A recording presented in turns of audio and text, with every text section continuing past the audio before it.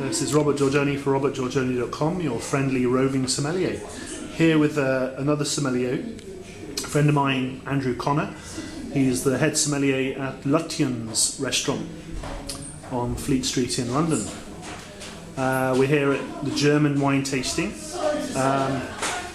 So, Andrew, how are you? Very well, thank you. And yourself? Yeah, good, thanks. So tell us about Lutyens. It's so Terence Conran sold up his controlling interest in Conran restaurants a few years ago now, and I think he got a little bit bored in retirement, and so he opened a new place in Spitalfields called The Boundary.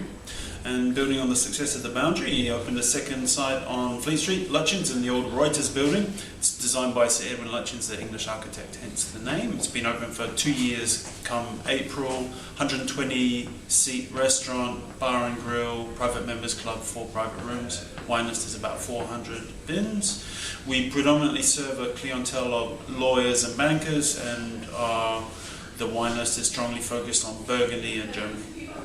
You have a big passion for German wines, don't you? I love it! I love it. My missus is German, which is partly the reason because I travelled to Germany on holiday quite a lot, but I think the wines are just astonishing. I think anyone that's been in the wine trade knows that for a long time, Riesling has been really threatening to become the next big thing, and finally, I think the groundswell comes up to the point where people are genuinely excited, they ask for it. The quality of the wines across the board is really fantastically high. I love them. And we're here at Iris Elman's wine tasting. Any discoveries you've made or anything you want to talk about? The truth is, I've been dealing with Iris for a couple of years now, and I think she has one of the key German portfolios in the English market. There's a lot of old school wine merchants that focus more on the traditional styles in the Mosel, Sauerhofer, and Iris has got more contemporary wines that I think are very suited to gastronomic restaurants.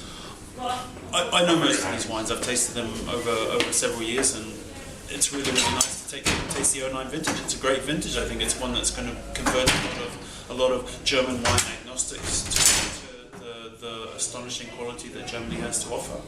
It's been very interesting. Discoveries not so much. I'm confirmed in my appreciation of what I've already tasted. So what would be your top tip to somebody who's never tasted a Riesling before? What would be your top tip? I think the best place to start, because people they've got an idea that German wine is always sweet, and so I think people need to look at the dry wines, particularly from the south. I suggest that people go to the Pfalz, or they go to Franken, to Baden, somewhere in the south where you get nice, reliable, warm summers, and you get wines that are getting a little bit more alcohol and maybe marginally lower acidity. People should try. I think the Pfalz would be my first stop for someone who's a little bit unsure whether they like German Riesling. Try an estate Riesling from 09 from the Pfalz. Today we tasted Bassermann Jordan. I think you can also try von Buhl or Birken Wolf, one of the big producers that you find in relatively large quantities in a lot of places. I think that's a great introduction. Thanks, Andrew. Thanks very much for this opportunity to have a chat with you. And once again, it's a great pleasure. Thank you very much. It's a pleasure for me as well.